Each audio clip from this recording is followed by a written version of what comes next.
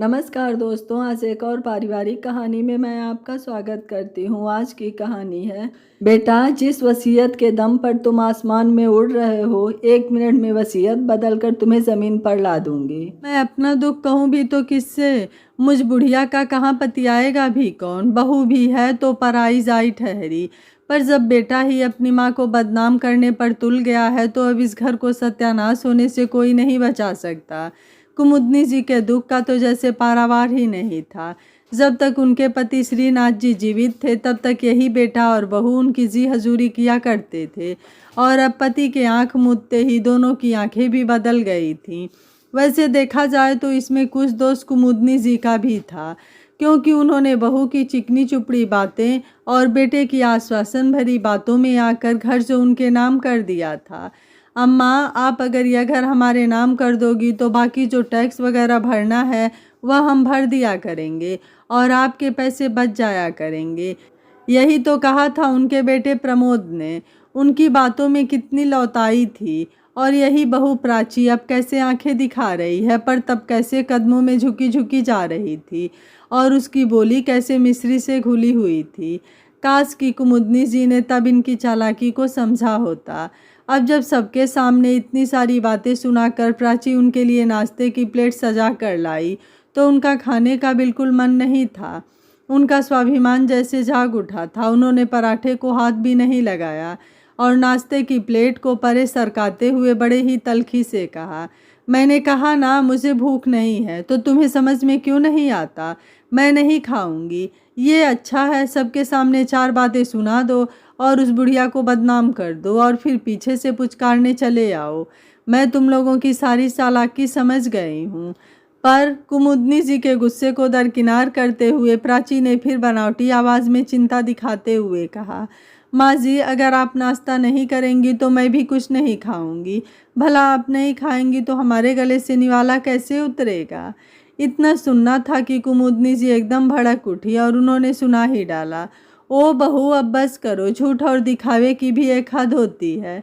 कुमुदनी जी समझ रही थी कदाचित रश्मि जी को सुनाने के लिए ही प्राची इतनी मधुर आवाज़ में बात कर रही थी, वरना तो प्राची की आवाज़ में कांटे ही लगे होते हैं।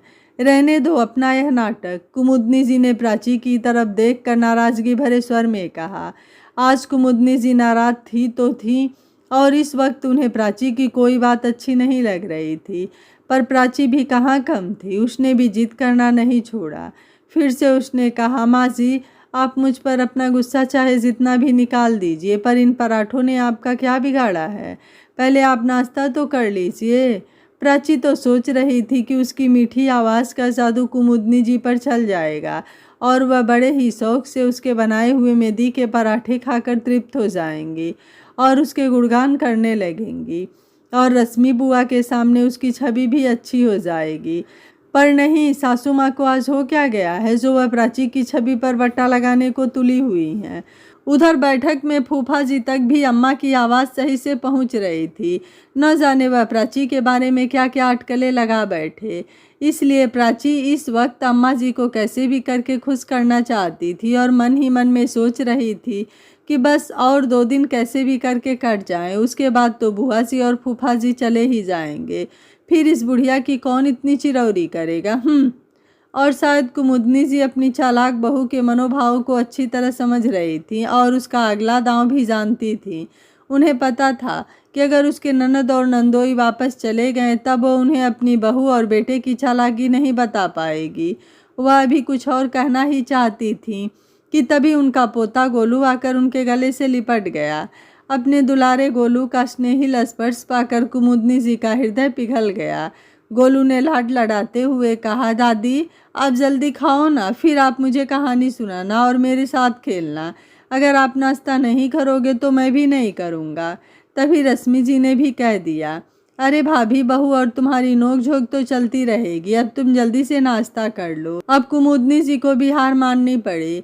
वह और देर तक नाराज ना रह सकी। एक तो उनका प्यारा पोता गोलू उनसे कह रहा था और दूसरे वह रश्मि जी के सामने भी बुरी नहीं बनना चाहती थी, क्योंकि एक रश्मि जी ही थी जो उन्हें हमेशा सपोर्ट करती थी, वरना बाकी सभी रिश्तेदारों को तो बेटे और बहू ने अच्छे अच्छे और महंगे महंगे उपहार और पैसे देकर अपनी तरफ मिला लिया था। वैसे इस समय कुमुदनी जी को भूख भी लग आई थी, सो उन्होंने बात को आगे ना बढ़ाकर सोचा कि नाश्ता ही कर लें। कब से तो पराठों से उड़ती हुई खुशबू उनको ललचा रही थी और एक तरफ से उनके धैर्य की परीक्षा ले रही थी। इसके पहले कि वह पराठे को हाथ लगाती कि प्राची ने कौर तोड़कर उनके मुंह में रख दिया। सच, प्राची के नाटक की तो हद हो गई। कुमुदनी जी ने सोचा और रश्मि जी से कहा, आइए दीदी साथ में नाश्ता करते हैं। उनका आग्रह मानकर रश्मि जी भी उनके बगल में आकर बैठ गईं और दोनों नाश्ता करने लगी। कुमुदनी जी मन ही मन सोच रही थीं, सच यह प्राची बहुत चालाक है, इससे पार पाना तो बहुत मुश्किल है। उधर प्राची बहुत खुश हो रही थी कि कम से कम बुआ जी के सामने उसका इम्प्रेशन अच्छा रहा और कुमुदनी जी कुछ नहीं कर पाई। और कोई गुण हो ना हो तुम्हारी बहू में, पर एक बात है कि वह खाना तो बहुत अच्छा बनाने लगी है।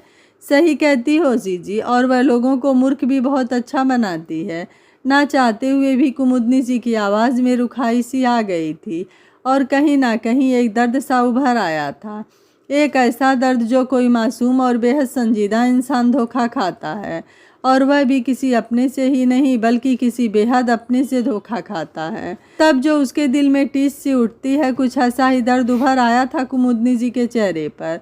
पलांस को कुमुदनी जी की आंखें भी थोड़ी गीली हो गई थी, जिसे रश्मि बुआ ने बहुत अच्छी तरह से देखा, लेकिन उसे अनदेखा करते हुए वह खाने की तारीफ करने लगी, क्योंकि वह नहीं चाहती थी कि अभी फिर से कुमुदनी जी और प्राची आपस में उलझ पड़े और सास बहू में फिर कोई महाभारत छिड़ जाए।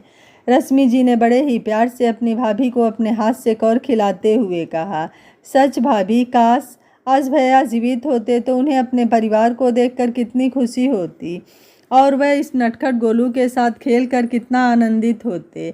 अच्छा ही हुआ जो यह दिन देखने से पहले वह इस दुनिया में नहीं है, वरना वह भी मेरी तरह रो रहे होते और ठगे जाने के एहसास से बिल्कुल अंदर ही अंदर खत्म हो चुके होते और जिंदगी में सारी खुशियां गंवा कर अकेले पड़ चुके होते। आज तो कुमुदनी जी के मन की कड़वाहट खत्म होने का नाम ही नहीं ले रही थी।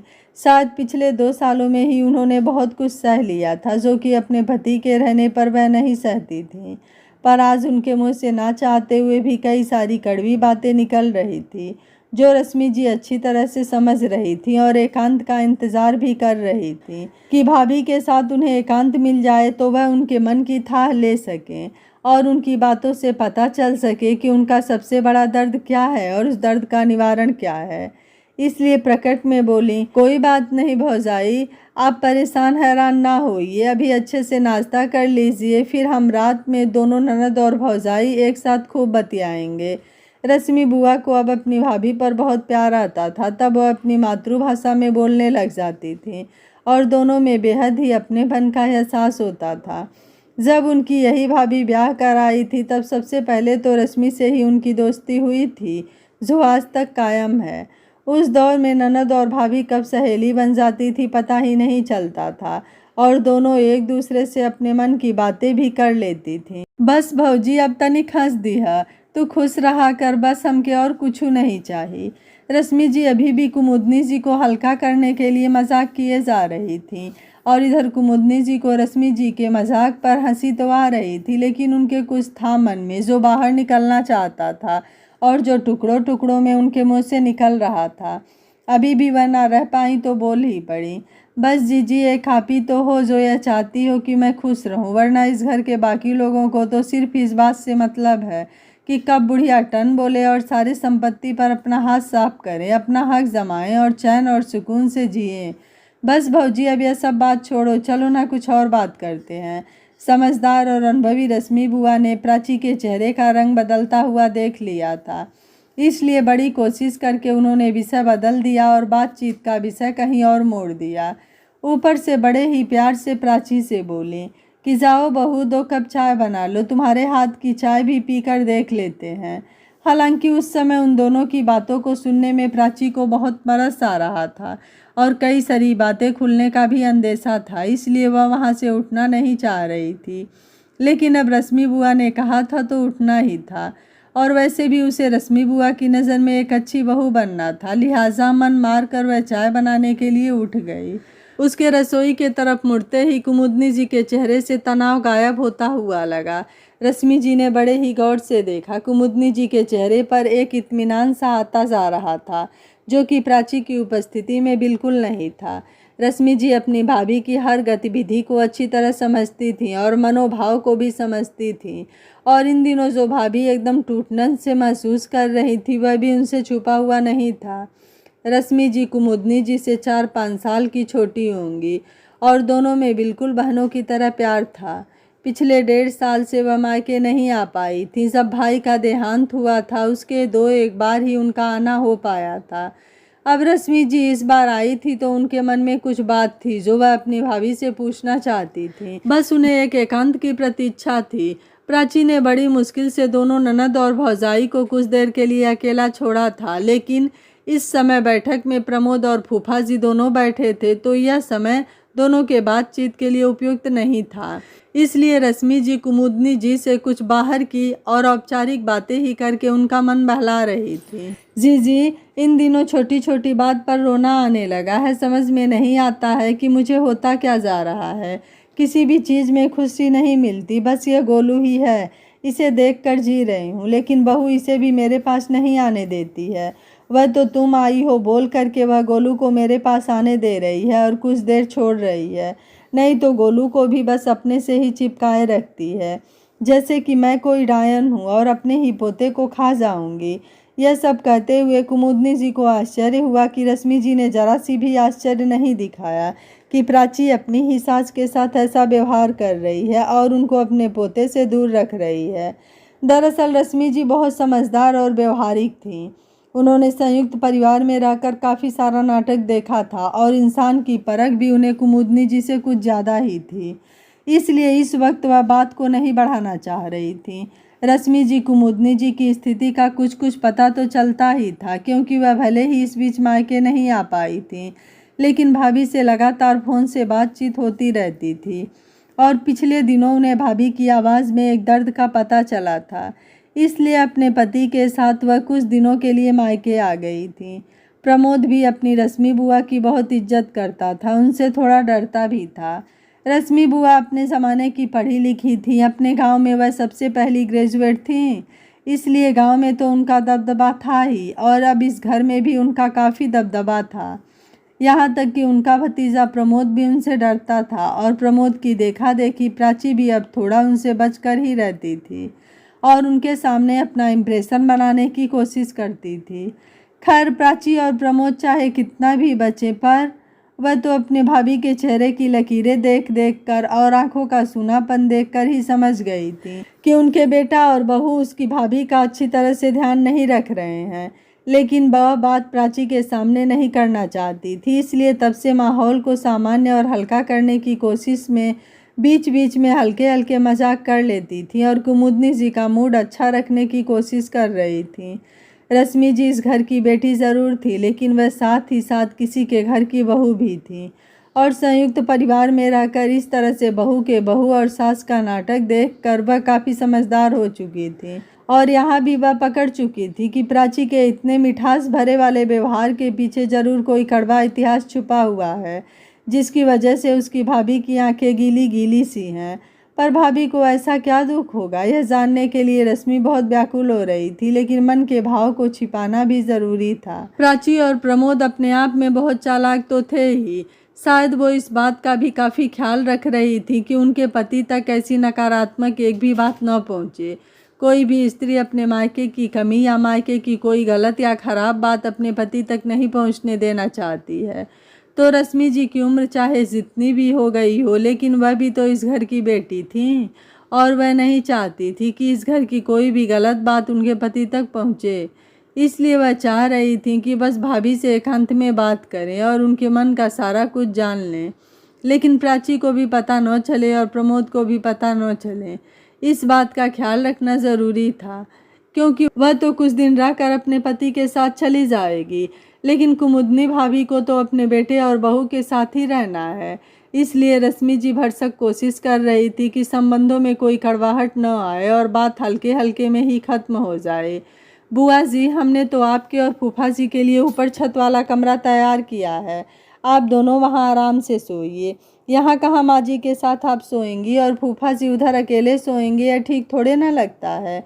प्राची ने कहा तो उसके कहने के अंदाज में एक डर सा था, जैसे अगर उसकी सास और बुआ साथ साथ में सो गईं और दोनों को एकांत मिलेगा तो कहीं उसकी सास कुमुदनी जी उसकी काली करतूतों को रश्मि बुआ को बता न दें। इतना तो रश्मि जी समझ रही थी कि एक बात तो साफ है कि प्राची की पूरी कोशिश यही रहती थी कि किसी तरह उसकी सास और बुआ सास को एकांत में बात करने का मौका न मिले। इसके लिए वह तो तैनात थी ही, उधर प्रमोद भी कुछ कम नहीं था। प्रमोद भी पूरी कोशिश कर रहा था कि दोनों को एकांत में बात करने का मौका न मिले, पर वह अपने बुआ से कैसे तटस्थ रह सकता था। और फिर वहाँ रश्मि तो सोचकर ही आई थी कि इस बार वह अपनी भाभी जी से बात करके रहेगी। सो उन्होंने प्राची के हाथ से चाय का कप लेते हुए कहा कि बहू रानी, अगर चाय के साथ थोड़ी सी पकौड़ियाँ बन जाती तो मज़ा आ जाता। वैसे तो प्राची का उठकर जाने का बिल्कुल मन नहीं था, वह इन सास और बुआ सास की बात सुनना चाहती थी, लेकिन अब उसे पकौड़ी बनाने के लिए उठना था तो उठना था। जब तक प्राची पकौड़े तल कर लेकर आई तब तक सास और बुआ सास में कुछ मंथड़ा चल रही थी। प्राची को लगा कि उससे कोई बहुत महत्वपूर्ण चीज़ गुम हो गई है और वह उनकी बातें नहीं सुन पा रही हो। खैर, तब तक प्राची का इशारा पाकर कब प्रमोद भी बरामदे पर आ गया किसी को पता ही नहीं चला। प्रमोद ने जब फुसफुसाहट सुनी तो उसकी नज़र बरामदे में बैठी अपनी माँ और बुआ पर चली गई और प्राची को वहाँ नहीं देखकर उसका माथा ठनका तो वह भी जासूसी करने आ गया। तभी प्राची भी रसोई से पकौड़े बनाकर ले आई थी। वाकई पकौड़े बहुत अच्छे बने थे। उधर बैठक में प्रमोद फूफा जी के लिए पकौड़े ले गया और इधर कुमुदनी जी रश्मि जी से कह रही थी, मुझे भी पकौड़े अच्छे लग रहे हैं। बहरहाल चाय और पकौड़े के दौर के बाद कुमुदनी जी जब अपने कमरे में आराम करने जाने लगी तो रश्मि जी भी उनके साथ हो लीं कि दोनों ननद भाभी आज तो जी भर कर बतियाएंगे। रश्मि जी ने कुमुदनी के पीछे पीछे आते हुए कहा, भाभी आज मैं आपके साथ कमरा शेयर करूंगी, आपको बुरा तो नहीं लगेगा। और जब कुमुदनी ने कहा, आप भी हद करती हो जीजी, भला आपको मेरे कमरे में आने के लिए इजाज़त की क्या ज़रूरत है। उस कमरे से ननद भाभी की हंसी की आवाज़ सुनकर प्राची ने मुंह बिचकाते हुए प्रमोद से कहा, सुन रहे हो ना ये हंसी ठठा की आवाज़? हमारे सामने तो ये बुढ़िया ऐसे मुँह लटकाए रहती है मानो किसी गमी से आई हो, और आज तो इनकी ठिठोली की आवाज़ पूरे मोहल्ले में सुनाई दे रही होगी। प्रमोद ने प्राची की बात में हाँ मिलाई, पर यह ज़रूर कहा कि चाहे कुछ भी बोलो प्राची, लेकिन माँ को बुढ़िया मत बोलो। और कोई समय होता तो प्राची प्रमोद से इसी बात पर लड़ जाती कि इसमें क्या है, अब बुढ़िया को बुढ़िया ना बोलें तो क्या नवयौवना बोलें। पर आज मामला थोड़ा नाजुक था। प्राची को डर था कि माँ जी कहीं बुआ जी को सारी बातें न बता दे, इसलिए चुप हो गई और प्रमेश से सारी बोला। अब दोनों भरसक चुपचाप सोने की कोशिश तो कर रहे थे, लेकिन उस कमरे से आती हुई हंसी की आवाज़ से उनके कलेजे पर सांप लौट रहा था। और उधर तो जैसे दोनों इस उम्र में भी किशोरी सहेलियों की तरह बातों का पिटारा खोलकर बैठ गई थी। उस रात जब दोनों ननद और भाभी एक साथ इकट्ठा हुई तो लग रहा था कि उनकी बातें ही कभी खत्म नहीं होंगी। वैसे भी दोनों में बहुत ही ज़्यादा अपनापन था और उनका प्रेम और विश्वास एक दूसरे पर इतना था कि आज भाई के नहीं रहने पर भी बहन सिर्फ अपनी भाभी से मिलने चली आई थी। ननद भाभी के प्रेम की इससे खूबसूरत वानगी और क्या होगी कि रश्मि जी ने कुमुदनी जी को बिल्कुल एहसास नहीं होने दिया कि अब भाई के नहीं रहने पर वह अकेली हैं या फिर वह अब विधवा हो गई हैं। तो कहीं से भी उनकी ननद का प्यार उनके लिए कम हुआ है और ना ही सम्मान कम हुआ है। दोनों का ऐसा रिश्ता कोई आज से थोड़ी था। उस समय के चलन के मुताबिक बड़ी ही छोटी उम्र में ब्याह कराई थी कुमुदनी जी और रश्मि जी उनसे छोटी ही थी। उस समय का सखी बहनापा और रिश्ते को जो मजबूत जोड़ बना था वह फिर बाद के वर्षों में और मजबूत ही होता चला गया था। शुरू में तो दोनों ननद भौजाई की बात ही इस बात से शुरू हुई कि पहले जब कुमुदनी जी की सास और रश्मि जी की माँ जिंदा थी तब कई बार अपनी बहू पर गुस्सा करती तो अपनी भाभी की गलती का इल्ज़ाम रश्मि जी अपने ऊपर ले लेती थी और अपनी भाभी को डांट से बचा लेती थी। दोनों अपनी पिछली ज़िंदगी की बातें कर ही रही थी कि कुमुदनी जी को एक घटना याद आ गई और फिर दोनों देर तक हंसती रही। हुआ यह था कि रश्मि जी की जब शादी की बात चल रही थी तो कई सारे रिश्ते आए थे। उसमें एक लड़का बहुत अच्छी पोस्ट पर था लेकिन थोड़ा मोटू था। और उसकी तोद निकली हुई थी और वह रश्मि जी को बिल्कुल पसंद नहीं था। उन्हीं दिनों एक रिश्ता अशोक जी का भी आया, जो अभी पढ़ ही रहे थे और देखने में काफ़ी हैंडसम थे। क्योंकि लड़का भी काम पर नहीं लगा था, कुछ कमाता धमाता नहीं था और अभी पढ़ रहा था, इसलिए घर वाले उनसे रश्मि जी की शादी नहीं कराना चाहते थे। लेकिन रश्मि जी ने चुपके से अपनी प्यारी भाभी के कान में यह बात डाल दी थी कि मुझे इसी स्मार्ट लड़के से शादी करनी है। कुमुदनी जी ने गौर से उस लड़के की फ़ोटो को देखा तो वह भी उन्हें काफ़ी अच्छा लगा। देखने में काफ़ी हैंडसम था और जिसने अपने बाल कान तक बढ़ा रखे थे, जिसे उन दिनों कलम कहा करते थे। साथ ही चेहरे पर एक मासूमियत सी थी और आंखें जैसे बोल रही हो। रश्मि जी ने तो अपनी शर्म लाज छोड़ करके अपने भाभी से यहाँ तक कह दिया कि इस लड़के का फ़ोटो को देखती हूँ तो लगता है यह लड़का मुझे ही देख रहा है। भाभी, मुझे लगता है हम दोनों एक दूसरे के लिए ही बने हैं। मैं तो बस इसी से शादी करूँगी। आप कुछ भी करके मेरी शादी इस लड़के से करवा दो, फिर आप जो बोलोगी मैं करूँगी। तब तो बचपने वाला प्यार था। ननद और भाभी भी सहेलियों और बहनों की तरह रहती थी और एक दूसरे पर जान छिड़कती थी। छल कपट ईर्ष्या द्वेष जैसी भावनाएं कमी हुआ करती थी। सो कुमुदनी जी लग गई अपनी प्यारी ननद की पसंद के लड़के से उनकी शादी करवाने। बहुत सोच विचार कर कुमुदनी जी अपना तिकड़म लगाया और इसमें अपने पति की भी मदद ली। उन्होंने आनंद जी को भी समझा दिया कि कैसे भी करके रश्मि जी की शादी तो इसी लड़के से करानी है। तब तो कुमुदनी जी ने बड़ी चालाकी से उस तोंदू लड़के की फ़ोटो को नीचे रखकर अशोक जी की फ़ोटो रख दिया था, जो रश्मि जी को पसंद था, और बड़ी ही समझदारी से यह बात अपने पति तक पहुंचा दी थी कि उनकी बहन को यही लड़का ज़्यादा पसंद है। वह समय ऐसा था कि तब तो फ़ोटो और फ़ोटो में ही लड़की लड़का देखे जाते थे और इस तरह से रश्मि जी अपनी पसंद के लड़के की दुल्हन बन गई थी और उसमें उनकी भाभी कुमुदनी जी का बहुत बड़ा हाथ था। हंसते हंसते ही रश्मि जी बोल उठी। इस बात पर कुमुदनी जी भी चुहल करते हुए बोली, और नहीं तो क्या जीजी, मत याद दिलाओ उन दिनों के बात की। मुझे आपकी शादी अशोक जी से करवाने में कितने पापड़ बेलने पड़े थे कि क्या बताऊं, पर मेरी सारी कोशिश सार्थक हो गई। जब अब आप दोनों को आपस में हंसते बोलते देखती हूँ तो लगता है आप दोनों की जोड़ी तो ऊपर वाले ने बनाकर ही भेजी थी, बस मुझे थोड़ी कोशिश करनी पड़ी। सच भाभी, अगर उस समय आपने मेरी मदद नहीं की होती और मेरे पसंद की भैया और बाबूजी तक मेरी बात नहीं पहुंचाई होती तो अब तक मैं उसी तोत वाले की पत्नी बनी होती। और एक बात माननी पड़ेगी जीजी, आपके भैया ने भी अशोक जी की नौकरी लगवा कर ही दम लिया, तभी तो घर वालों का मुंह बंद हो पाया। आज भी अगर वह जिंदा होते तो इन सब का मुंह बंद कर दिए होते और मुझे इतना कुछ नहीं सहना पड़ता। बोलते बोलते अचानक भावुक हो गई कुमुदनी जी और उनकी आंखों से आंसू बहने लगे। अरे यह क्या भौजी, आप तो बस रोने लगी, कितनी भावुक हो जाती हो छोटी छोटी बात पर। कुछ नहीं जीजी, बस आप दोनों को आपस में खुश देखकर बहुत अच्छा लगता है। देखिए ना, अभी भी आप दोनों की जोड़ी कितनी जचती है। अभी भी देखिए ना, अशोक जी कितने हैंडसम लगते हैं। तभी रश्मि जी से अपने दवाई के बारे में पूछने के लिए अशोक जी अंदर आए तो अपना नाम सुनकर बोले, क्या बात है, दो हसीनाएं इस हीरो का नाम क्यों ले रही हैं। उनके इस मजाकिया आदत से कुमुदनी जी उनकी यही जिंदा दिली तो उनको सबका प्रिय बनाई हुई थी और रश्मि जी की खुशी की हस्ती और उनके चेहरे की चमक का राज भी यही था। दोनों ने बातों को पलट कर कहा, हम आपकी शिकायत कर रहे थे और क्या। इस बात पर अशोक जी हंसते हुए बोले, एक पल को तो मैं यह मान भी लूं कि रश्मि जी मेरी शिकायत कर सकती हैं, पर भाभी मेरी शिकायत कर ही नहीं सकती। आखिर उन्होंने मेरी शादी रश्मि जी से कराने के लिए कितनी मेहनत की थी, मैं तो उनका फेवरेट हूँ।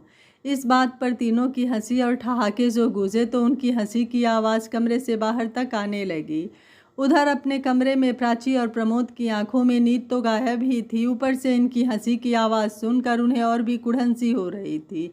उनके कलेजे पर सांप लौट रहा था। प्राची ने प्रमोद से मुंह बनाते हुए कहा, सुन रहे हो ठहाके की आवाज़? हमारे सामने तो मम्मी ऐसे मुंह लटका कर रहती हैं कि जैसे घर में किसी का मातम हो गया हो, और आज बुआ जी आई हैं तो कितना हंस बोल रही हैं। प्राची, तुम यह हंसी ठहा की बात छोड़ो, मुझे तो डर है कि। प्रमोद ने इतना ही कहा था कि तभी अशोक जी उसके दरवाजे के बाहर आकर बोले, प्रमोद, जरा एसी का रिमोट कहाँ है बता देना, मुझे रात में एसी में सोने की आदत नहीं है, इसलिए मुझे जरा इसे बंद कर दो बेटा। कमरे के बाहर से अशोक जी की आवाज़ सुनकर प्रमोद और प्राची एकदम सकपका गए कि कहीं फूफा जी ने उनकी बात तो नहीं सुन ली। कमरे के बाहर अशोक जी की आवाज़ सुनकर डरी हुई प्राची ने फुसफुसाकर प्रमोद से कहा, फूफा जी ने कहीं हमारी बात सुन तो नहीं ली। प्रमोद ने प्राची को इशारे से चुप रहने को कहा और कमरे से बाहर निकलकर फूफा जी के साथ जाकर कमरे का एसी बंद करके बड़े ही विनम्र शब्दों में बोला, और किसी चीज़ की ज़रूरत हो तो बता दीजिएगा फूफा जी। वैसे भी बाबूजी के गुजर जाने के बाद मुझे गहरी नींद नहीं आती और आपके आने से बाबूजी की यादें ताज़ा हो गई। उस समय सच में प्रमोद थोड़ा भावुक हो गया था और उसके स्वर की आर्द्रता भांपकर फूफा जी ने उसकी पीठ पर हाथ रखा और कहा कि कोई बात नहीं बेटा, हम हैं ना, हम हमेशा तुम्हारे साथ हैं। अपने आप को कभी अकेला मत समझो और ना ही अपनी माँ को अकेला होने दो। याद रखो, माता पिता जब तक साथ रहते हैं तभी तक बड़ों का आशीर्वाद रहता है। आनंद जी तो नहीं रहे, वह हमारे बहुत अच्छे मित्र भी थे। अब तुम और प्राची मिलकर अपनी माँ का ख्याल रखो बेटा, इसी में सबकी खुशी है और तुम लोगों की खुशी भी इसी में होनी चाहिए। याद रखो, जिस घर में बुजुर्ग खुश रहते हैं उस घर में खुशियाँ आकर ठहर जाती हैं। ना जाने प्रमोद को यह सब कहते हुए अशोक जी क्यों भावुक हो गए थे। शायद उन्हें मन ही मन में लगने लगा था कि प्रमोद को वह जितना बुरा और स्वार्थी समझ रहे थे शायद वह उतना स्वार्थी नहीं है। शायद उसके मन के अंदर भी कहीं ना कहीं अपने पिता के जाने का जितना दुख है उतना ही अपनी माँ का ख्याल भी है। अशोक जी बचपन से ही प्रमोद को देखते आए थे और चाहे आज प्रमोद कितना भी बड़ा हो गया हो, कितना भी चालाक हो गया हो, उनके मन में अब भी प्रमोद एक बच्चे की तरह ही था। इसलिए उन्होंने वात्सल्य में भरकर कुछ बातें उसे समझाने की कोशिश की ताकि बिगड़ते हुए रिश्ते संभल जाएं और इस घर में रह रही उस बुजुर्ग को न्याय मिले जो कि घर की मालकिन होकर भी एक आश्रिता की तरह रह रही हैं। कई बार रिश्तों में जब कड़वाहट बढ़ने लग जाती है तो कुछ अच्छे और दिल के साफ रिश्तेदार आएँ और रिश्तों में प्यार की चिंगारी को दोबारा से जलाएं और उनके प्यार की मिठास को बढ़ाएं तो दूर होते हुए रिश्ते भी करीब आ जाते हैं। अशोक जी और रश्मि जी भी यही करने आए थे कि कुछ भी हो जाए लेकिन यह घर ना टूटे और ना ही इस घर की वृद्धा को कोई परेशानी हो। उम्र और अनुभव में अशोक जी जितने बड़े थे उससे ज़्यादा उन्होंने दुनिया देखी थी और हाल ही में उन्होंने अपनी माँ को खोया था। सो उन्हें अच्छी तरह पता था कि बुजुर्गों के खोने का दर्द क्या होता है और एक बार अगर माँ चली जाती है तो एक बच्चा सबसे ज़्यादा अनाथ हो जाता है। बहरहाल अशोक जी की बात सुनकर प्रमोद जी भी कुछ देर के लिए भावुक हो गए थे। बहरहाल अशोक जी की बात सुनकर प्रमोद भी कुछ देर के लिए भावुक हो गया था। न जाने उनके कहे का असर था या फिर शायद प्रमोद में अब भी अपने माता पिता के प्रति प्रेम और सद्भावना बची हुई थी कि वह जाते जाते फूफा जी से लिपट गया और बोला, धन्यवाद फूफा जी, आप ऐसे ही अपना आशीर्वाद बनाए रखिएगा, गुड नाइट। आपके आ जाने से एक सहारा सा लग रहा है। कहते हुए कुमुदनी जी ने उनका हाथ पकड़ा तो वह चौंक कर बोली, भाभी आपके कंगन कहाँ गए? इतना सुनते ही कुमुदनी जी भरभरा कर रो पड़ी। कुमुदनी जी के इस तरह से टूट कर रो पड़ने से रश्मि जी एकदम अकबका गईं। उन्हें समझ में नहीं आया कि उन्होंने ऐसा क्या कह दिया कि भाभी रोने लगी। उन्होंने कुमुदनी जी की पीठ पर सांत्वना से हाथ फेरते हुए कहा, क्या हो गया भाभी, आप रोने क्यों लग गईं? मैंने ऐसा क्या पूछ लिया? मत रोइए भाभी, असल में आपके हाथ में हमेशा वो जड़ाऊ कंगन देखती हुई आई थी ना, जो भैया ने आपको मुँह दिखाई में दी थी। तो आज आपकी ये सुनी कलाई देखना अच्छा नहीं लग रहा था, इसलिए पूछ लिया। अब जीजी आपको क्या बताऊं, उस कंगन की कहानी भी कोई त्रासदी से कम नहीं है। कोई बात नहीं भाभी, ना बताना हो तो कुछ मत बताओ, लेकिन आप रो मत। आप नहीं जानती कि आपके रोने से हमारा कलेजा एकदम छलनी हो जाता है। अरे जीजी, कलेजा तो हमारा उस दिन छलनी हुआ था जिस दिन मुन्ना ने ज़बरदस्ती वह कंगन हमसे उतरवाए थे, वह भी बहू की जिद पर। क्या ये आप क्या कह रही हो भाभी? मुन्ना और बहू आपके साथ ऐसा कैसे कर सकते हैं? बस जीजी और कुछ मत पूछिए। यह जो बहू आपको बहुत सीधी सादी लगती है ना, इसके त्रिया चरित्र से आप पार नहीं पाओगे। बड़े ही हताश स्वर में बोली कुमुदनी जी। फिर कुछ देर के लिए एकदम चुप हो गई और रश्मि जी का चेहरा गौर से देखने लगी, जैसे मन ही मन तौल रही हों कि उन्हें इस तरह घर की बात और वो भी इतनी अंदरूनी बातों को अपनी ननद से बतानी चाहिए कि नहीं बतानी चाहिए।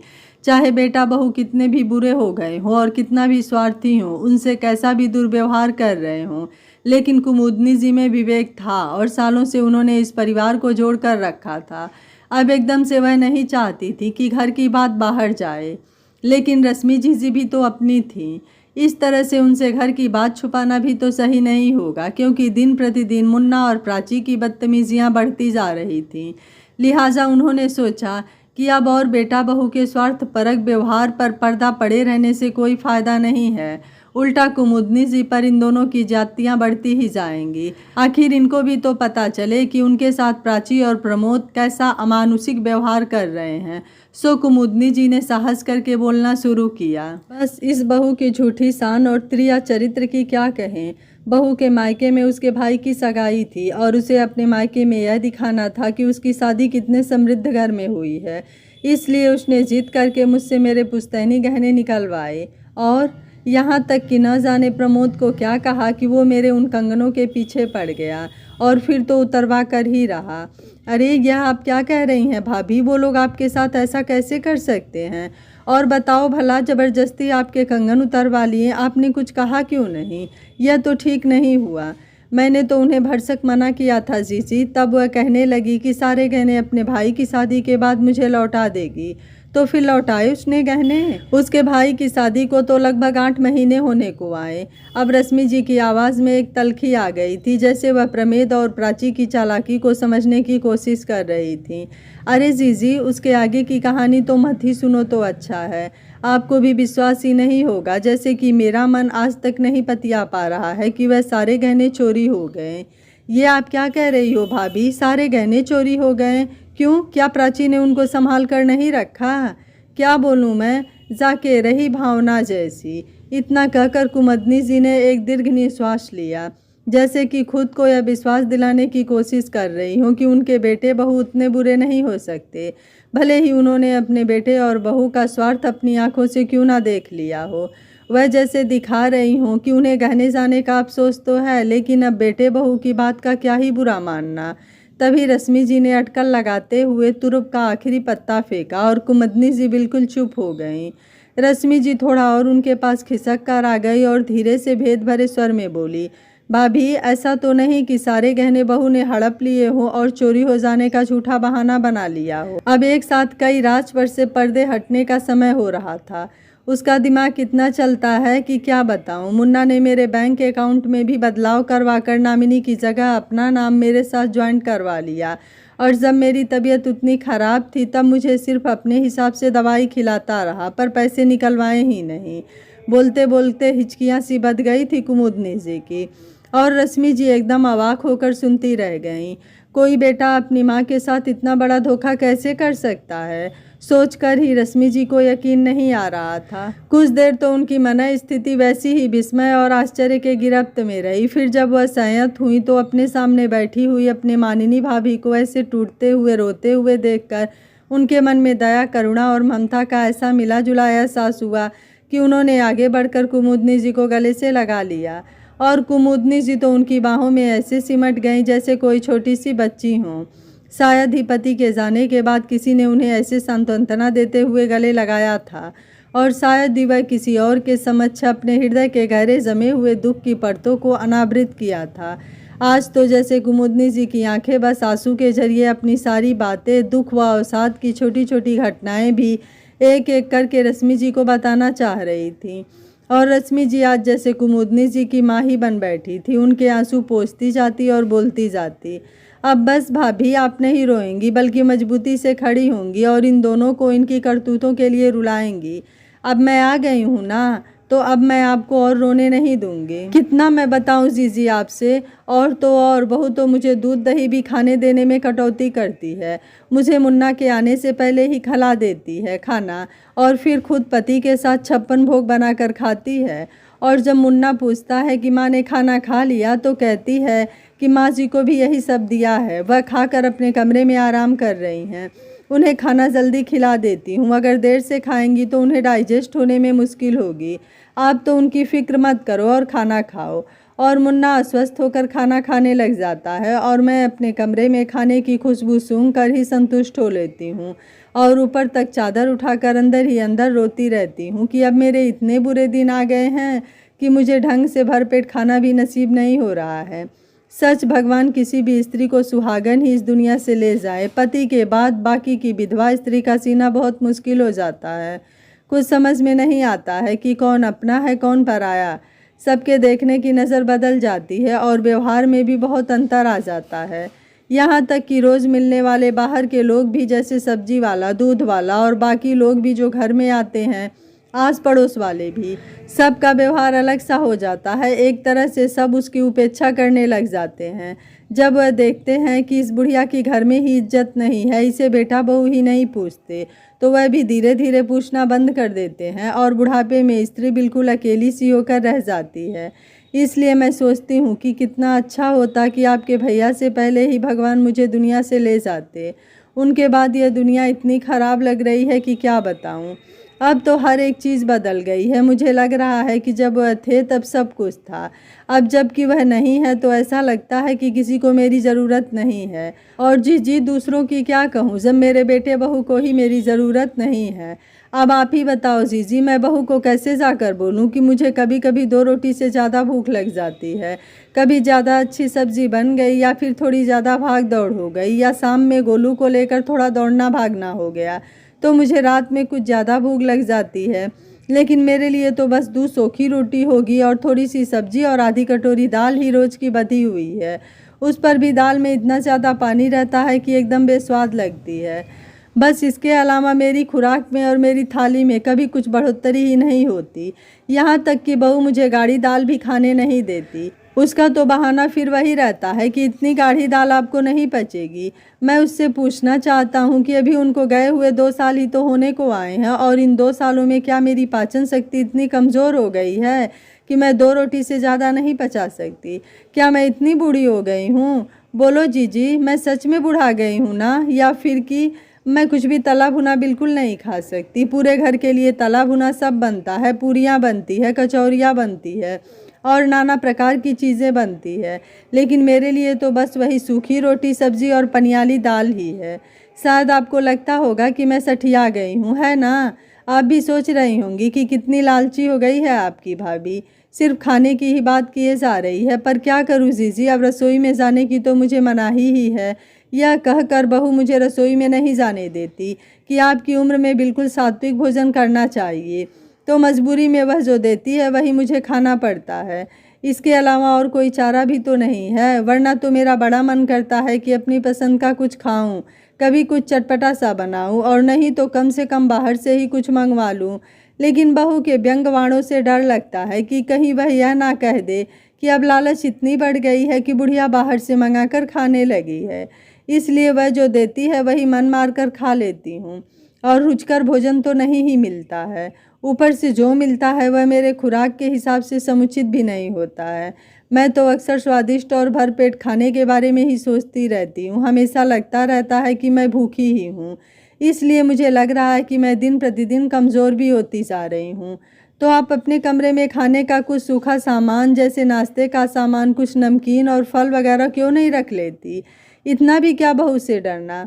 रश्मि जी ने थोड़ा प्रतिवाद सा करते हुए कहा, तो ऐसा लगा जैसे उन्होंने कुमुदनी जी की दुखती रग पर हाथ रख दिया हो। मैं अपने ही घर में इतनी उपेक्षित हूँ कि एक नौकरानी से भी बदतर ज़िंदगी जी रही हूँ, और सबसे बड़ी बात कि मैं किसी को कह नहीं सकती कि मैं अपने ही कोख जाए से सताई हुई हूँ। अब रश्मि जी से और नहीं सुना गया तो उन्होंने कहा, भाभी आप यह सब बातें मुन्ना को क्यों नहीं कहती? क्या प्रमोद को भी पता है कि बहू आपको पूरा अच्छे से खाना भी नहीं दे रही है? अब जीजी ये सब बातें भला मुन्ना को क्या बताऊं? हाँ, हर रविवार को किसी भी छुट्टी के दिन जब मुन्ना घर में होता है तो वह दिन मेरे लिए त्यौहार की तरह हो जाता है, क्योंकि उस दिन तो बहू मुझे अच्छा खाना भी खिलाती है। तब दोपहर का खाना हम सब साथ में ही खाते हैं, और तब जो खाना सबके लिए बनता है बहू वही मुझे भी परोसती है, ताकि उसकी करतूतों का किसी को पता न चल जाए। ऐसा है कि वह यह नाटक इसलिए करती है कि वह अपने पति की नज़रों में अच्छी बनी रहे। मेरा मन तो बड़ा करता है कि कभी बहू से पूछूं कि इतनी चालाकी उसे कहाँ से आती है कि पति के सामने कुछ और मेरे सामने कुछ और। मान गई मैं जीजी, इस बहू से तो पार पाना मुश्किल है। मैं सच कहूँ जीजी तो पूरे सप्ताह बस छुट्टी वाले दिन का या रविवार और सेकंड शनिवार का ही इंतज़ार करती रहती हूँ, क्योंकि उस दिन अक्सर मुन्ना घर पर रहता है और मुझे भर पेट स्वादिष्ट खाना खाने को मिलता है। इसके अलावा कभी कभी बहू जब मायके जाती है तो 2-3 घंटे मुझे मिलते हैं तो कुछ अपने लिए बना लेती हूँ। उस पर भी तुरंत रसोई अच्छे से साफ कर देती हूँ, क्योंकि बहू को कहीं पता न चल जाए। और वैसे भी यह नपा तुला सामान रखती है। एक तरह से उस दिन भी डर डर कर ही कुछ बनाती हूँ, और फिर भी अक्सर बहू को पता चल जाता है। आते ही पूछती है कि माँ जी, आपने कुछ बनाया था क्या? मैं तो आपके लिए खाना बनाकर रख कर गई थी, फिर आपको रसोई में जाने की ज़रूरत ही क्या थी? रश्मि जी को लग रहा था कि वह तो यह बातें सिर्फ सुन रही हैं, तब उनसे सुना नहीं जा रहा है, और उन्हें इतना बुरा लग रहा है। तो जब यह सब कुमुदनी जी पर घट रहा होगा तो उन्हें कितना बुरा लगता होगा। उनकी जिज्ञासा जब मुखर हो गई तो उन्होंने पूछ ही लिया कि आप इतना कुछ कैसे सह लेती हैं भाभी? मुझे तो जान करके आश्चर्य हो रहा है कि कोई भी बहू अपनी सास पर इतना अत्याचार कैसे कर सकती है। और बात तो फिर भी समझ में आती है, पर किसी के खाने पर भी राशनिंग कर दिया जाए तो इंसान जिंदा कैसे रहे? आप इतना कैसे सह पाती हैं? रश्मि जी ने टोका तो कुमुदनी जी ने कुछ रूधे गले से कहा, जी, मुझे तो लगता है कि बहू चाहती ही नहीं है कि मैं जिंदा रहूं, और ऐसे ही कम खाना देकर वह मुझे जल्दी ही इस दुनिया से विदा कर देना चाहती है। अब दिन प्रतिदिन इस वजह से मैं कमज़ोर भी होती जा रही हूँ। पर यह सब बातें क्या बताने की है? लोग तो सुनकर यही कहेंगे कि लो देखो, इस बुढ़िया को खाने की पड़ी है, कब्र में पैर अटके पड़े हुए हैं, बुढ़िया खाने के पीछे पड़ी हुई है। इसलिए मैं जो मिलता हूँ रूखा सूखा खा करके चुपचाप पानी पीकर सो जाता हूँ। और एक दिन तो हद ही हो गई जी, जब मैंने बहू को अपनी माँ से मेरे बारे में बात करते हुए सुना, और शायद गलती से बहू के फ़ोन का स्पीकर ऑन रह गया, तो उधर से जो उसकी माँ ने कहा उसे सुनकर तो एकदम मेरा दिमाग ही सुन्न हो गया। ऐसी भी क्या बात थी भाभी? रश्मि जी की जिज्ञासा पराकाष्ठा पर थी कि कुमुदनी जी उनके थोड़ा और खिसक कर पास आ गईं और कहने लगीं, तू पागल हो गई है क्या प्राची, जो अपनी सास को पौष्टिक खाना देने की बात कर रही है? अरे उसे अच्छा खाना देगी तो वह बहुत दिन तक टिक जाएगी, फिर हो सकता है कि सेंचुरी मारकर ही वह इस दुनिया से जाएं। सो ऐसा कर कि तू उन्हें हल्का खाना देगी तो जल्दी ही उनका ऊपर का टिकट कटेगा और पूरे घर पर सिर्फ तुम्हारा ही राज होगा। या आप क्या कह रही हो भाभी? कोई भी माँ अपनी बेटी को ऐसी बात कैसे सिखा सकती है? मैं सच कह रही हूँ जीजी। इतना सुनने के बाद से तो मेरे हाथ पैर ही कांपने लग गए थे। मुझे एक बार यह लगने लगा था कि अब मेरा इस दुनिया में कोई नहीं है और मेरे ज़िंदा रहने का कोई मतलब ही नहीं है। जब मेरी बहू ही नहीं चाहती कि मैं इस दुनिया में रहूं, तो क्या पता मेरा बेटा भी शायद ऐसा ही चाहता हो। मैं नहीं मान सकती भाभी, भला प्रमोद ऐसा क्यों चाहेगा? और प्रमोद ही क्यों, कोई भी बेटा ऐसा नहीं चाह सकता कि उसकी माँ जल्दी दुनिया से चली जाए। रश्मि जी ने थोड़ा अविश्वास से कहा तो कुमुदनी जी कुछ देर को चुप लगा गईं। उनके मन में बहुत कुछ उमड़ घुमड़ रहा था, लेकिन वह सोच रही थीं कि बोले कि ना बोलें, क्योंकि मुन्ना और बहू की हरकतें देखकर उनके मन में यह बात तो चल रही थी कि मेरे ज़िंदा रहने से अब मुन्ना या बहू को फ़ायदा ही क्या है। वह तो यही चाहते होंगे कि मैं जल्दी से जल्दी इस दुनिया से उठ जाऊं। बहू की माँ ने तो उसे यही सिखाया है, कहीं मेरा बेटा भी तो ऐसा नहीं चाहता। पर वह रश्मि जी से बात बनाकर बोली, आजकल किसी की नीयत का भरोसा नहीं है जीजी, इसलिए मेरे मन में यह बात आई। ना ना ना भाभी, कम से कम मुन्ना ऐसा नहीं सोच सकता। मेरा मन तो यही गवाही देता है कि यह बात भले ही प्राची की माँ ने उसके कान में डाली हो, लेकिन शायद प्राची भी ऐसा नहीं सोचती होगी। और रही बात प्रमोद की, तो प्रमोद तो ऐसा हरगिज़ नहीं सोच सकता। कुमुदनी जी ने रश्मि जी की बात सुनकर अब खुद को समेटना शुरू कर दिया। उन्हें लगा कि इतना भी खुलकर किसी से बात करना सही नहीं है। कोई उनके मन की बात नहीं समझेगा और ना ही पतियाएगा, चाहे वह कितना भी दिल खोल कर रख दें। लेकिन खुद अपने ही बेटे की बुराई करने में उनकी भी जुबान करती थी। भला इतना बड़ा सच वह कैसे बता सकती थी कि उनके बेटे के मन में भी अपनी माँ के लिए कोई प्यार नहीं रहा और ना ही कोई ऐसा लगाव महसूस होता है। वह कैसे बताएं कि अब मुन्ना की नज़रें भी बदलने लगी है। अपने बेटे के व्यवहार से साफ लगता है कि उसे अपनी माँ से कोई मतलब नहीं है। पर वह मन में यही सोच रही थी कि यह तो उनके हिस्से की बात है और उनके हिस्से की लड़ाई है जो उन्हें खुद ही लड़ना होगा। तो बेहतर है जैसे अब तक वह अपनी बातें मन में रखती आई थी, वैसे भी अब बाकी बातें भी मन में रख लें। और फिर उन्हें याद आ गया कि हमेशा से उनकी माँ उन्हें यही तो सिखाती थी कि रही मन निज मन की व्यथा मन ही राखो गोय, सुन इठलई हैं लोग सब बांट नली है कोय। इसलिए बस वो सोने का उपक्रम करने लगी। उन्हें चुप देखकर और गंभीर देखकर रश्मि जी ने भी कह ही दिया, भाभी बाकी सारी जो भी बातें हैं इन सब का खुलासा कल होगा। मुन्ना से भी पूछेंगे और सब मिलकर बैठेंगे और सारी बात खुलकर तय करेंगे, तभी इस समस्या का निदान संभव है। आप फिक्र मत करो और सोने की कोशिश करो। रश्मि जी की बात सुनकर कुमुदनी जी थोड़ी सशंकित होकर बोली, वह तो ठीक है जीजी, लेकिन आप और अशोक जी जरा ध्यान से ही बात करना, क्योंकि मुझे लगता है कि मुन्ना भी थोड़ा थोड़ा प्राची से डरता है। पता नहीं मुन्ना को पूरी बात पता है कि नहीं, लेकिन कुछ कुछ तो वह भी समझता ही होगा और चुप रह जाता होगा, क्योंकि उसे भी लगता होगा कि अब तो माँ से सारा काम निकल ही चुका है। अब माँ दुनिया से जाए तो जाए, उसे क्या फ़र्क पड़ने वाला है। मकान तो वह अपने नाम करा ही चुका है। उसके पिता के कई सारे LIC वगैरह में कई पॉलिसी थी, कुछ FD भी मैच्योर हुए होंगे। वह सारे पैसे भी कैसे ना कैसे करके मुन्ना अपने नाम करा ही चुका है। और जीजी, उनके जीते जी मैंने कभी भी कोई कागज़ पत्तर नहीं देखा। वह मुझे कितना कहते थे कि मेरे बैंक की रुपए पैसे की पूरी खबर रखा करो, कभी जो मैं नहीं रहा तो तुम्हारे काम आएगा। पर तब तो मैं उनके मुंह पर हाथ रख कर कहती कि ऐसी बात मत कीजिए, देख लीजिएगा मैं आपसे पहले जाऊंगी।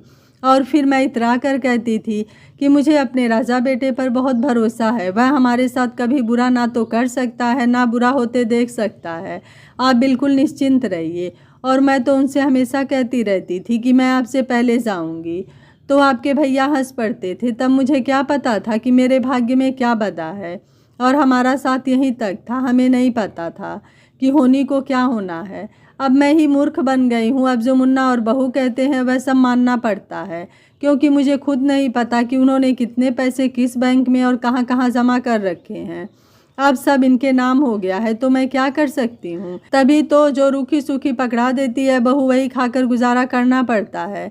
वैसे तो रश्मि जी उनकी बात और सुनना चाहती थी, लेकिन तभी उन्होंने बरामदे में किसी की पदचाप सुन ली थी और उन्हें लगने लगा था कि शायद प्राची या प्रमोद में से कोई उनकी बात सुन रहा है। इसलिए उन्होंने थोड़ी जोर से ही कहा था कि अगर कोई बाहर है तो यह सुन ले। अब बातें बहुत हो चुकी है भाभी, अब हम लोग कल बात करेंगे, अब सोने की कोशिश करो। आपकी बात सुनकर स्थिति से अनजान कुमुदनी जी बोली, जी, और जो आप लोगों ने बहू को कुछ ज़्यादा कठोर बातें कह दी, तो आप लोग जब चले जाओगे तो आपके पीछे वह मुझे और भी तंग करेगी। चाहे कुछ भी हो, मुझे रहना तो उनके साथ ही है। अगर आपने कुछ ज़्यादा कह दिया तो कल को हो सकता है दोनों मुझ पर और भी अत्याचार करने लगें। इसलिए कुछ सोच समझकर और मुलायमियत से ही बात करना। ठीक है भाभी, बस सब कुछ आप मुझ पर छोड़ दो, हम खुलकर सारी बातें करेंगे। और बहू और मुन्ना को तो बताना ही पड़ेगा कि वह गलत कर रहे हैं। अब आप सोने की कोशिश करो। पर कुमुदनी जी की आंखों में नींद नहीं थी। पता नहीं कल क्या होने वाला था। कहीं जो जीजी और मुन्ना ने बहू को कुछ ज़्यादा कह दिया तो कहीं आमने सामने वाली लड़ाई ना हो जाए। आज तक वह इस मोहल्ले में बहुत इज्जत के साथ रहती आई हुई हैं। अब ऐसी कोई बेइज्जती उनसे तो बर्दाश्त नहीं होगी। भाभी के सो जाने पर रश्मि जी बहुत ही संभाल कर उठी और दबे पांव अशोक जी के कमरे की तरफ बढ़ गईं। अंदर जाकर धीरे से उन्होंने अशोक जी को हिलाकर जगाया तो वह चौंक कर उठे और बोले, यह क्या रश्मि जी, आप एक रात भी मुझसे दूर नहीं रह पाईं? ऐसी भी क्या बेताबी और ऐसा भी क्या दीवानापन? कुछ तो अपनी उम्र का भी लिहाज किया होता। अभी घर में जवान बेटा और बहू हैं, उनके सामने आपको रात बेरात आपका मुझसे यूं मिलने आना शोभा नहीं देता। अशोक जी ने रश्मि जी को देखकर चुहल करते हुए कहा। उनकी यही मजाक की आदत तो दोनों को आज तक जिंदा दिल रखे हुए थी और दोनों के संबंध में आज भी इतनी मिठास और चुहलबाजी थी कि जवान दंपत्ति भी उनसे प्रेरणा ले सकते थे। दरअसल हुआ ये था कि अपनी बात कर लेने के बाद कुमुदनी जी ने जब रश्मि जी को अपने साथ खड़ा पाया तो रश्मि जी का हाथ पकड़ा तो वह पता नहीं कब से जैसे उन्हीं का इंतज़ार कर रही थी। कुमुदनी जी ने कुछ इस तरह से रश्मि जी का हाथ पकड़ा था जैसे कि कभी छोड़ेंगी ही नहीं। उनके सो जाने के बाद रश्मि जी ने एक नज़र कुमुदनी जी के चेहरे पर डाली तो उन्होंने गौर किया कि भाभी का हाथ पकड़ते ही वह थोड़ी ही देर में नींद में सो गईं। उनके चेहरे पर एक सुकून सा था और रश्मि जी समझ रही थी कि शायद एक अरसे बाद उन्होंने अपना दिल किसी के सामने हल्का किया है और अब सुकून की नींद सो रही हैं। वह समझ गईं कि अब सब अशोक जी को बताना पड़ेगा, अब छुप छुपा कर काम नहीं चलेगा। रश्मि जी के पास अभी समय कम था और रात काफ़ी हो चुकी थी, सो जो करना था कल सुबह से पहले ही करना था। यही विचार करके वह चुपके से उठकर अशोक जी के कमरे में आई थी और अशोक जी ने मजाक में इतना कुछ कह दिया था। और कोई समय होता तो रश्मि जी को बहुत हंसी आती, पर वह इस समय बेहद गंभीर मुद्रा में थी और उन्हें गंभीर बात भी करनी थी।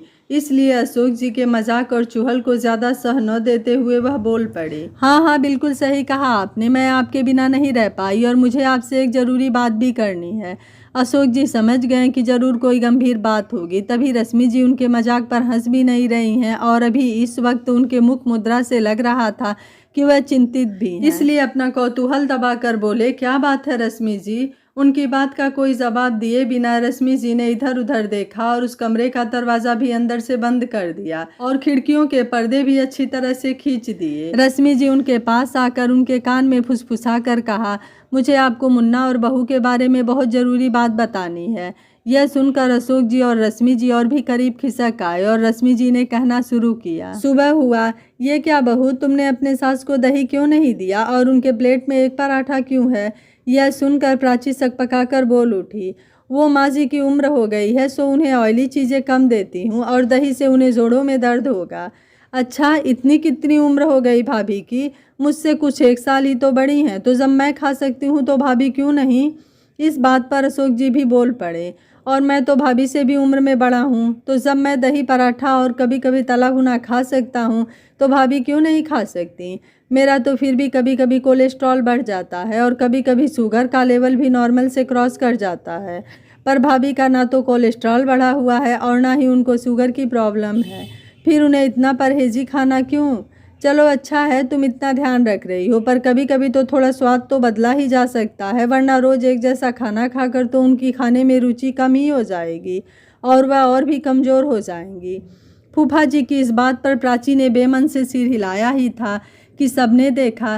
प्राची की नाराज़गी के डर से कुमुदनी जी अपनी प्लेट से पराठे निकालकर कैसरोल में रखते हुए बोली, बहू मेरे लिए रोटी ही परोस दो, वैसे भी मैं पराठे वगैरह कहाँ खाती हूँ। तभी डाइनिंग टेबल पर एकदम तनाव का माहौल बन गया था और कुमुदनी जी के चेहरे का भाव एकदम निरीह सा हो गया था। तो माहौल को हल्का बनाने के उद्देश्य से अशोक जी थोड़ा मजाकिया लहजे में बोले, अरे भाभी खा लीजिए अपनी पसंद का खाना, कम से कम हमारे आने से कुछ तो फ़ायदा होना चाहिए। और फिर वह हाँ हाँ करके हंस पड़े। आज तो रश्मि जी ने पहल करके कुमुदनी जी को भी आग्रह करके अपनी प्लेट से पहराक और खिलाया और वही खिलाया जो बाकी लोग खा रहे थे। यह देखकर प्राची को बिल्कुल अच्छा नहीं लगा और उसने अपना बेचारा समूह बनाकर जब प्रमोद की तरफ देखा तो प्रमोद ने भी उनके सुर में सुर मिलाते हुए कहा, ठीक ही तो कह रहे हैं फूफा जी, माँ को भी पराठा दो प्राची। अब तो प्राची को और भी गुस्सा आ रहा था कि इस तरह फुआ और बुआ जी ने तो एक अलग ही टंटा चला रखा है, पता नहीं दोनों के मन में क्या है। प्राची तो मन में सोच ही रही थी कि पता नहीं ये दोनों कैसे आ टपके, और चलो आए तो आए, अब पता नहीं फूफा जी और बुआ कब जाएंगे। पर प्राची ऐसी बातें किसी से कह भी तो नहीं सकती थी, इसलिए यह बात उसने अपने मन में ही रख लिया और कुड़ कुड़ कर सबको नाश्ता लगाने लगी। वैसे यह बात तो ठीक था कि उसे आज सुबह सुबह बुआ जी और फूफा जी की वजह से मुश्किल तो हो ही गई थी। आज और अभी जो कुछ हो रहा था उसमें प्राची, प्रमोद और यहाँ तक कि कुमुदनी जी को भी कहाँ पता था कि यह सब क्यों हो रहा है। दरअसल जिस समय कुमुदनी जी को लग रहा था कि रश्मि जी उनकी बात नहीं सुन रही है, उस समय रश्मि जी ने बरामदे में प्राची और प्रमोद की फुसफुसाहट और उनकी पदचाप सुन ली थी और वह समझ गई थी कि यह दोनों कान लगाकर उनकी बात सुन रहे हैं। इसलिए उन्होंने कुमुदनी जी को सांत्वना देकर सुला दिया और उसके बाद वह जाकर अशोक जी से सारी बातें कर आई थी। यह बात ना कुमुदनी जी को पता थी और ना ही प्राची और प्रमोद को। कल रात जो अशोक जी ने रश्मि जी से बात की उसके बाद दोनों ने निर्णय लिया, उसका यह पहला चरण था कि इस घर में कुमुदनी जी के साथ जो खाने पीने में भेदभाव किया जाता है पहले वह मिटाया जाए। अशोक जी और रश्मि जी की बातों से अनभिज्ञ बेचारी कुमुदनी जी तो इतनी ही बात से खुश हो गई थी कि उन्हें काफ़ी दिनों बाद इतना लजीज पराठा, दही और साथ में उनके पसंद की टमाटर की मीठी चटनी खाने को मिली थी। वह तो एक पराठा एक्स्ट्रा भी खा गईं, पर पूरी तरह से तृप्त होकर मन ही मन उन्होंने रश्मि जी को बहुत धन्यवाद दिया, जिनकी वजह से उन्हें आज सम्मानपूर्वक खाना मिला था, वरना तो कुमुदनी जी को खाना परोसते हुए अक्सर प्राची का मुँह बना ही रहता है। खैर जब नाश्ता निपट गया तो अशोक जी ने साधिकार प्रमोद से कहा, मुन्ना क्या तुम आज अपनी गाड़ी घर पर छोड़कर जा सकते हो? तुम अगर आज ऑफिस किसी प्राइवेट टैक्सी या कैब से चले जाओ तो अच्छा होगा। क्योंकि आज थोड़ा मैं और तुम्हारी बुआ बाजार जाएंगे और साथ में भाभी को भी घुमा लाएंगे। मुन्ना के लिए तो यह एक विस्फोट था ही। तभी रसोई में नाश्ते के बाद गोलू के लिए बोर्नवीटा वाला दूध बनाने के साथ साथ चुपके से अपने लिए काफ़ी बनाती हुई प्राची के कान भी खड़े हो गए। अरे यह क्या कह रहे हैं फूफा जी?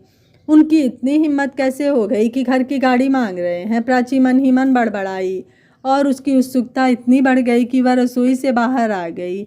उसने यह भी ध्यान नहीं दिया कि पीछे से गोलू रो रहा है, लेकिन उसने उसका रोना भी नहीं सुना और सीधे बैठक में आ गई और एक टक फूफा जी को देखने लगी। उसने फूफा जी और बुआ जी से मुंह नहीं लड़ाया, सिर्फ अपने पैर पटकती हुई गोलू को डांटते हुए अपने कमरे में ले गई। प्रमोद भी प्राची के पैर पटकने के हिसाब से समझ गया कि प्राची नाराज हो गई है और अब तो उसकी खैर नहीं, इसलिए उसके पीछे पीछे कमरे में जाने के लिए बहाने ढूंढने लगा। इधर गैस पर रखा हुआ दूध उफन रहा था तो उधर कमरे के अंदर प्राची का गुस्सा उफन रहा था। वह प्रमोद के अंदर आने का इंतजार कर रही थी। हद हो गई बेशर्मी की, इन्होंने तो इस घर को अपना ही घर समझ लिया है। आखिर इन्होंने तुमसे गाड़ी मांगने की बात कैसे कर दी, वह भी माँ जी को बाहर घुमाने के लिए? सच, इनके तो बुढ़ापे में भी शौक खत्म नहीं होते। लगता है यह बुढ़ापे में और भी जवान होती जा रही हैं। प्रमोद जैसे ही कमरे में पहुंचा कि प्राची ने बड़बड़ाना शुरू कर दिया था और उसकी आवाज़ थोड़ी तेज भी थी, इसलिए प्रमोद ने झट से दरवाज़ा बंद कर दिया कि प्राची की आवाज़ कहीं बाहर न चली जाए और खुद बेहद धीमी आवाज़ में प्राची से कहने लगा, क्या बात है प्राची, तुम इतनी नाराज़ क्यों हो रही हो? अगर उन्होंने गाड़ी मांग ही लिया तो देने दो ना, क्योंकि माँ तो उन्हें कुछ कहती नहीं। लेकिन तुम्हें पता है ना, ये जो हमारी रश्मि बुआ है ना, ये बहुत ही चालाक हैं और फूफा जी भी उन्हीं की ज़ुबान बोलते हैं। मुझे तो लगता है इन लोगों को कहीं हम लोगों पर शक ना हो गया हो, क्योंकि अगर इन्हें हम पर शक हो जाएगा फिर तो हम इस मकान पर भी कब्जा नहीं कर पाएंगे और माँ की सारी संपत्ति भी हमें उनके जीते जी नहीं मिलेगी। इसलिए अभी तुम चुप रहो और मुझे ऐसी स्थिति में थोड़ा सा नॉर्मल होकर बिहेव करने दो प्लीज़। तो तुम रहो नॉर्मल, मैं नहीं रह सकती। जब सब कुछ ऐब नॉर्मल हो रहा है तो मैं नॉर्मल कैसे रह सकती हूँ? तुम जरा सोचो, अगर माँ जी को रोज़ इतना स्वादिष्ट खाना खाने की आदत पड़ जाएगी तो कल को जब बुआ जी और फूफा जी चले जाएंगे तो उनकी उम्मीद तो यही रहेगी ना कि हम उन्हें ऐसे ही स्वादिष्ट खाना खिलाते रहें। सुबह नाश्ते की घटना से प्राची अब तक चिढ़ी हुई थी, इसलिए उसने नाश्ते की ही बात दोबारा उठाई तो प्रमोद भी चिढ़कर बोल उठा, अरे तुम छोड़ो ना यह खाना वाना, और अगर तुम माँ को स्वादिष्ट खाना खिला ही दोगी तो क्या हो जाएगा? अभी तो हमें यह ध्यान रखना है कि हमने जो माँ के दस्तखत करवाए हैं वह सब पेपर संभाल कर रखें और कोशिश करके बुआ जी और फूफा जी को खुश रखें, ताकि कोई ऐसी वैसी नौबत ना आए और बात ना बढ़ पाए और वो दोनों हल्के फुल्के में ही खुशी खुशी इस घर से चले जाएं। प्राची अभी भी प्रमोद की बात से सहमत नहीं दिखाई दी। उसके दिमाग में पता नहीं क्या चल रहा था कि उसने भी तपाक से प्रमोद से कह दिया, मुझे समझ में नहीं आता है प्रमोद कि तुम इतना डर क्यों रहे हो, जब यह घर हमारे नाम हो चुका है और माँ जी के गहने भी मैंने अपने पास रख लिए हैं, तब और किस बात का डर है? मुझे कोई डर नहीं है, बस मैं तुम्हें हकीकत समझाना चाहता हूँ प्राची, प्रमोद ने कहा। तो तुम्हें अगर डर नहीं है ना, तो अगली बार बुआ जी और फूफा जी कुछ कहें तो उन्हें कह दो कि अगर उन्हें शिकायत है कि हम माँ जी का ध्यान ठीक से नहीं रख रहे हैं तो वह उन्हें अपने साथ ले जाएं। और क्या? प्रमोद समझ गया था कि प्राची का दिमाग बिल्कुल कुंद हो चुका है, वह स्थिति समझ नहीं रही है और अपने आलतू फालतू तर्क दे करके कैसे भी मनवाने की कोशिश कर रही है। इससे प्रमोद अब थोड़ा नाराज होकर बोला, प्राची तुम्हें होश भी है कि तुम क्या बोल रही हो? प्राची ने चिल्ला कर कहा, हाँ हाँ मुझे होश है कि मैं क्या बोल रही हूँ और मैं तुम्हारी तरह बेवकूफ़ नहीं हूँ। अब तक गोलू चुपचाप बैठा था, उसे शायद बहुत ज़ोर की भूख भी लगी थी। वह अब ज़ोर ज़ोर से चिल्लाने लगा। तभी प्राची को गुस्सा आया और उसने खींचकर गोलू को एक तमाचा जड़ दिया। प्रमोद ने गोलू को उठाकर सीने से लगा लिया। अब उसे समझ में नहीं आ रहा था कि प्राची को वह कैसे समझाए। और उधर अशोक जी रश्मि और कुमुदनी जी को लेकर के एक रेस्टोरेंट में आए और वहां पर तीनों ने काफ़ी देर तक कई सारे मुद्दों पर सलाह मंत्रणा की। अब कुमुदनी जी समझ गई थी कि रश्मि जी और अशोक जी उन्हें यही सब समझाने बाहर लेकर आए हैं, तो उन्होंने भी बहुत ध्यान से उनकी बातें सुनी और उन्हें काफ़ी सारी बातों की जानकारी हुई और बहुत सारी बातें खुलकर उनके सामने आई। कुमुदनी जी ने भी अपनी बहुत सारी बातें बताई जो वह रात में नहीं बता पाई थी और बताने में संकोच कर रही थी। उन्होंने बड़े ही दुख से कहा कि बहू उन्हें रसोई में नहीं जाने देती और वह अपने पसंद का खाना नहीं बना पाती, यहाँ तक कि बहू उन्हें चाय तक नहीं बनाने देती, जबकि उन्हें अपने हाथ की बनी हुई चाय और नमकीन बहुत पसंद है। उस दिन जब हम तीनों लौट कर आए तो प्राची मुंह फुलाए दरवाज़ा खोलने आई, और उस दिन शायद प्रमोद भी ऑफिस नहीं गया था। कुमुदनी जी तो समझ गई थी कि घर में ज़रूर महाभारत छिड़ी थी। प्राची का गुस्से वाला चेहरा देखकर उनका साहस कमज़ोर पड़ने वाला ही था कि रश्मि जी ने उनका हाथ थाम लिया और प्राची को सुनाकर कहा, भाभी आज आप चाय बनाइए ना, आपके हाथ की चाय पीने का बहुत मन कर रहा है, और थोड़े से भी नमक पारे बना लाइएगा। इतना सुनना था कि प्राची बिना कुछ बोले दनदनाते हुए अपने कमरे में चली गई। तभी रश्मि जी, अशोक जी, कुमुदनी जी को लेकर वो लोग भी उसके कमरे की तरफ चले आए। रश्मि कमरे में घुसते ही प्रमोद पर चिल्लाते हुए बोली, मैं पूछती हूँ कि क्या ये बुआ जी हमारे घर में आग लगाने आई हैं? इनके तो शौक ही खत्म नहीं होते, कभी बाहर घूमना तो कभी पराठे खिलाना तो कभी चाय बनाना। यह तो माँ जी को पूरी तरह बिगाड़ कर ही दम लेंगी, गुस्से में प्राची ने कहा। और प्रमोद ने उसे समझा कर कहा, जरा धीरे बोलो, वो लोग सुन लेंगे। प्रमोद, तुमको डरना है तो डरो, मैं इतना डर कर नहीं रहूंगी। सही कह रही हो बहू, तुम्हें डरने की ज़रूरत नहीं है, तुमने तो अपनी सास को डरा रखा है। तभी रश्मि जी ने कमरे में प्रवेश करते हुए कहा। तो अचानक प्राची अपना रंग बदलते हुए बोली, बुआ जी, मैं तो इन्हें किसी और बात के लिए डांट रही थी, आप मुझे गलत समझ रही हैं। माँ जी क्यों डरेंगी, और मैं उनको डरा कर नहीं रखती, बल्कि उनकी बहुत इज्जत करती हूँ। कुमुदनी जी में भी पता नहीं आज कहाँ से इतनी हिम्मत आ गई थी। रश्मि जी और अशोक जी का साथ पाकर उनके अंदर का स्वाभिमान भी जाग उठा और साहस भी आ गया। उन्होंने अपनी आवाज़ को भरसक कठोर बनाकर कहा, बस करो बहू, झूठ और दिखावे की भी हद होती है। मैं कुछ नहीं कहती हूँ, इसलिए तुम्हारी हिम्मत बढ़ती जा रही है, पर इतना याद रखो कि जिस मकान पर तुम अकड़ रही हो उसका बिल मैंने बना दिया है, और बिल के अनुसार मकान प्रमोद और तुमको मिलने वाला है। लेकिन इसके साथ एक और बात याद रखना कि मैं अपने जीवित रहते जब चाहूँ वह बिल कभी भी बदल सकती हूँ। पल भर के लिए कमरे में बिल्कुल सन्नाटा हो गया। सिर्फ नन्हे स्वर गोलू की आवाज़ गूंज रही थी, और वह दौड़कर दादी दादी कहते हुए कुमुदनी जी की गोद में आ गया था।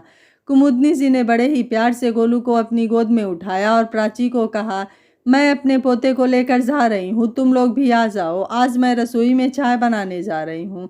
मुझे अपने हाथ की चाय पिए हुए काफ़ी दिन हो गए हैं, और रश्मि जीजी और जीजा जी को भी मेरे हाथ की चाय पसंद है। आज कुमुदनी जी की आवाज़ में एक दृढ़ता थी, और उनकी चाल, सधी हुई चाल में एक आत्मविश्वास झलक रहा था।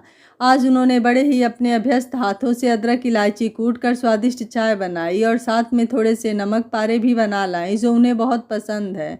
इस बीच गोलू रश्मि जी और अशोक जी के साथ खेलता रहा। थोड़ी देर में प्रमोद और प्राची जब अपने कमरे से बाहर आए तो कुमुदनी जी ने उन्हें बहुत ही प्यार से चाय का कप पकड़ाया। थोड़ी देर पहले हुई कटुता और बहस का कोई नामो निशान उनके चेहरे पर नहीं था। शायद उनके चेहरे पर इसी ममता को भाप कर प्राची ने हिम्मत करके कहा, हमें माफ़ कर दीजिए माँ जी, हमसे गलती हो गई। उन्होंने सोचा था कि कुमुदनी जी सब कुछ भूल कर उन्हें माफ़ कर देंगी और गले लगा लेंगी, लेकिन इस समय कुमुदनी जी एक माँ तो थी, लेकिन साथ में ही अपने हक और अधिकार को लेकर जागृत हुई एक महिला भी थी। इसलिए उन्होंने बड़े ही संयत स्वर में कहा, गलती तो तुम लोगों से हुई है, और मैं उम्मीद करूंगी कि आगे से तुम दोनों ऐसी गलती ना ही करो। बिल तो अब बदलने जा रही हूँ, अब मेरे जीते जी यह घर सिर्फ और सिर्फ मेरे नाम पर रहेगा, और अगर तुम लोगों ने मेरे साथ बुरा बर्ताव किया तो किसी ट्रस्ट के नाम कर दूंगी या किसी अनाथालय के नाम। लेकिन यह मत समझना कि प्रमोद तुम मेरे बेटे हो तो यह घर बाय डिफ़ॉल्ट तुम्हारे नाम होगा। कानून में यह प्रावधान है कि मैं चाहूँ तो घर किसी के भी नाम कर सकती हूँ, इसलिए इसे ग्रांटेड लेकर मत चलो। तुम दोनों के बर्ताव पर निर्भर करेगा कि इस घर पर तुम्हारा कितना अधिकार है। याद रखो, यह मेरा घर है, और अगर तुम लोगों ने यहाँ मेरा अपमान किया तो तुम लोग इस घर से जा सकते हो। एक साथ इतनी सारी बातें, वह भी इतनी दृढ़ता के साथ कुमुदनी जी के मुँह से सुनकर प्रमोद प्राची को बड़ा आश्चर्य हो रहा था। प्रमोद ने तो खैर अपने पिता के रहते अपनी माँ की दृढ़ता देखी थी, उनका साहस भरा रूप और आत्मविश्वास भी देखा था, और पिता के जाने के बाद उनको टूटता हुआ भी देखा था। लेकिन प्राची के लिए अपनी सास का यह रूप बिल्कुल ही नया था। वह कभी बुआ जी और फूफा जी को देखती तो कभी प्रमोद को, तो कभी कुमुदनी जी को, और जब कुछ समझ में नहीं आया तो हड़बड़ाहट में गोलू को अपनी गोद में उठा लिया। इस वक्त गोलू को गोद में उठाकर प्राची को बहुत ही राहत मिली, और उसे अपनी सास और बुआ, सास, फूफा जी सबकी नज़रों से बचने का एक बहाना मिल गया। वरना प्राची कुमुदनी जी का यह रूप बर्दाश्त नहीं कर पा रही थी। उस समय चाय की मिठास में रिश्तों में भी मिठास आई हो ऐसा ज़रूरी नहीं था, लेकिन प्राची और प्रमोद को समझ में आ गया था कि अगर वह अपनी माँ के साथ गलत करेंगे तो उनके साथ भी बहुत गलत हो सकता है। प्राची तो सारा दोष रश्मि और अशोक जी पर ही डाल रही थी कि यह सारी पट्टी बुआ जी और फूफा जी की पढ़ाई हुई है, वरना हमारी माँ जी तो भोली भाली हैं, उन्हें इतना कैसे पता होता। प्रमोद को पहले से ही आत्मग्लानि हो रही थी। अब प्राची की बात सुनकर उसे थोड़ा सा गुस्सा आ गया तो उसने कहा, अब बस करो प्राची, अब तुम ऐसा कुछ नहीं करोगी जिससे माँ नाराज़ होंगी। याद रखना वह हमें घर से निकाल भी सकती हैं। और अब मुझे भी एहसास हो रहा है कि मैंने अपनी माँ के साथ गलत किया है। जरा सोचो, कल को गोलू भी हमारे साथ ऐसा करे तो मुझे और तुम्हें कैसा लगेगा। खैर इस वक्त प्राची यह सब नहीं सोच रही थी, बस यह सोच रही थी कि इस घर से अगर कुमुदनी जी निकाल देंगी तो सच में उसे मुश्किल होगी। और वह यह भी सोच रही थी कि आगे वह अपनी माँ से यह टिप्स लेगी कि बड़े होने पर गोलू ना बदले और ज़िंदगी भर अपने माता पिता को ही पूछता रहे। इसके लिए कोई उपाय है तो बताएं। खैर प्राची को तो समझ जब आएगी तब आएगी, पर कुमुदनी जी को यह बात जरूर समझ आ गई थी कि घी जब सीधी उंगली से ना निकले तो उंगली टेढ़ी करनी पड़ती है। अगले दिन जब सुबह कुमुदनी जी, रश्मि जी और अशोक जी सैर के लिए निकले तो बाहर एकांत पाकर कुमुदनी जी बोली, सच कह रही हूँ जीजी, कल मुन्ना और बहू को इतना कुछ कहते हुए मुझे तो बहुत डर लग रहा था, लेकिन आप दोनों ने मेरा इतना साथ दिया और सब चीज़ें इतने अच्छे से समझाया था कि मैं उन दोनों को डांट कर अपनी बात कह पाई। बस भाभी अब ऐसे ही स्ट्रांग बनी रहना। याद रखिएगा यह दोनों अंदर से अभी नहीं बदले हैं, शायद आगे भविष्य में बदल जाएं। अभी जो बदलाव देख रही हो वह सिर्फ अपने लिए असुरक्षित होकर कर रहे हैं, इसलिए हमेशा अपना ध्यान रखिएगा। और यह भी ध्यान रखिएगा कि आपके साथ कुछ गलत या अन्याय ना हो, बाकी हम तो हमेशा आपके साथ हैं ही। रश्मि जी की बात सुनकर अशोक जी और कुमुदनी जी भी हंसने लगे और अशोक जी ने एक बात और हाथ जोड़ते हुए कहा, और भाभी हमारे अलावा आपके साथ और कोई भी है और वो है कानून। उस दिन नाश्ते की टेबल पर फिर से कुमुदनी जी के लिए भी वही खाना लगा था जो सबकी प्लेट में लगा था। अपनी विजय पर कुमुदनी जी मुस्कुरा रही थी और उन्होंने सोच रखा था कि अब खुद के साथ भेदभाव या अन्याय नहीं होने देंगी, और साथ ही साथ रश्मि जी और अशोक जी का भी धन्यवाद कर रही थी। अगर वो लोग नहीं आते तो कुमुदनी जी अपने हक के लिए लड़ने के लिए कभी भी इतनी हिम्मत नहीं जुटा पाती और उन्हें ना ही पता चलता कि वसीयतनामा कभी भी बदला जा सकता है। एक इंसान को हमेशा अपने हक और अधिकार के बारे में जागरूक रहना चाहिए, तभी उनके साथ कोई भी बुरा नहीं कर सकता है। यह बात कुमुदनी जी तो समझ चुके थे। यह कहानी आपको कैसी लगी आप मुझे अपनी राय कमेंट बॉक्स में ज़रूर दीजिएगा। वीडियो पसंद आया है तो वीडियो को लाइक शेयर एंड चैनल को सब्सक्राइब कर लीजिएगा। Thank you for watching. मिलते हैं अगली कहानी में।